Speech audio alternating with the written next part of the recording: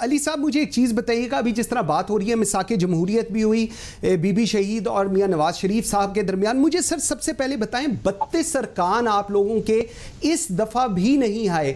एक तो जब senate election chairman senate election हुआ था वहाँ पर भी कोई जादू की छड़ी चली थी एकदम, और ये इस दफ़ा क्या हुआ है पहले ये समझा दें। ये 32 अरकान जो हैं उनमें से बहुत सारे पाकिस्तान से बाहर भी हैं, कुछ नहीं भी आ सके, लेकिन ओवरऑल ये क्या तरीक़ेकार है? आप लोग एक तरफ नैरेटिव बना रहे हैं लेकिन जो आपके कुछ अरकान हैं उनकी वजह से आप लोग हार जाते हैं, इस पे क्या कहेंगे? शुक्रिया मंसूर, आज के हवाले से बड़ा एक मुनासिब आप मैं गुजारिश ये करूंगा कि अरकान जो थे अपोजिशन के अरकान हैं, सिर्फ अरकान नहीं थे, लेकिन इसमें जो हकायक बताए जा रहे हैं असल में वो उस तरह से नहीं है। हकायक इसके बरक्स है। जो नून लीग के लोग नहीं आए उनमें से कुछ लोग तो वाकई मतलब है कि 2 या 3 लोग जो थे वो मुल्क से बाहर थे, कुछ लोग वाकई बीमार हैं जिनका के बड़ी तफसील के साथ मीडिया पर शायद खाकान अब्बासी साहब ने बताया, और जो वाकई ही किसी बगैर वजह के नहीं आए तो उनसे वाकई वजह मालूम करने की जरूरत है। और अगर वो नहीं आए तो मेरा ख्याल है कि उन्होंने अपने ज़मीर का सौदा किया है और कोई किसी भी पार्टी का बंदा हो उसको इजलास में आना चाहिए। ठीक है, लेकिन मैं आप एक गुजारिश जरूर करूंगा कि जिस वोटिंग हुई हम सब उधर थे, हमारे बार बार कहने के बावजूद पाकिस्तान की तारीख में कभी भी कौमी असम्बली के अंदर इस तरह से बिल्डोज सिस्टम को नहीं किया गया जिस तरह से कि उस दिन किया गया।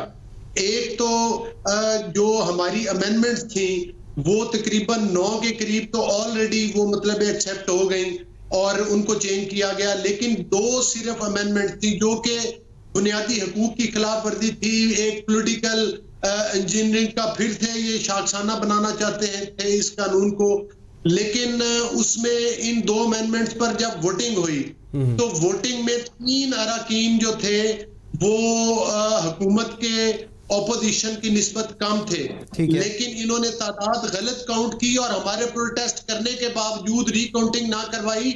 और उसके बाद असूल ये है कि हर शीट के ऊपर काउंटिंग करवाई जाए।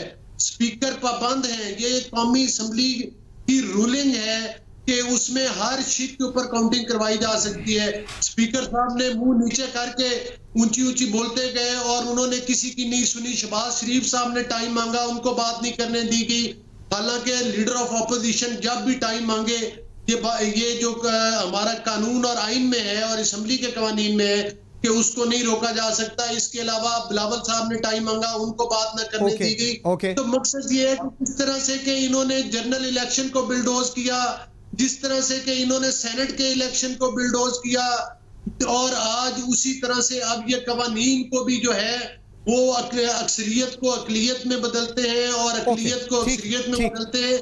लेकिन ये धौंस और धांधली ज्यादा देर नहीं चलेगी। ठीक हो गया अली साहब, धौंस और धांधली को रोकने के लिए APC कॉल हुई है और ये उसी वजह से मुशावरत हो रही है और इंशाल्लाह पाकिस्तान को इस बहरान से निकाला जाए। ठीक हो गया। अच्छा।